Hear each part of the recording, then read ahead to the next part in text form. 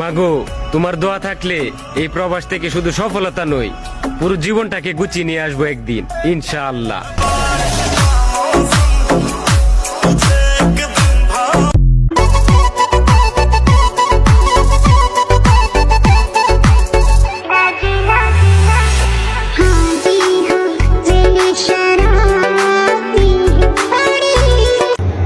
আসসালামু আলাইকুম ভাই, এটা কাতারে দেখেন কত লোক কষ্টে বসে রয়েছে, কাজ নাই, কাজের জন্য বসে রয়েছে। কখনো মুদির আসবে, কখন পেপার নিবে, কিন্তু মুদিরই আসে না। কখন নিব পেপার? কাজ পায় না, খাওয়ানোর সমস্যা, থাকার সমস্যা, অনেক সমস্যা আছে। ঠিক আছে, কাম নাই ভাই।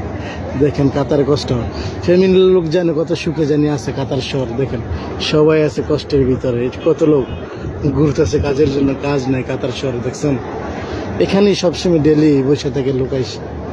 কি করবে গরিব সবাই ভাই, কারো মনে সুখ নাই, শান্তি নেই, কাজের জন্য কত কষ্টে আছে সবাই।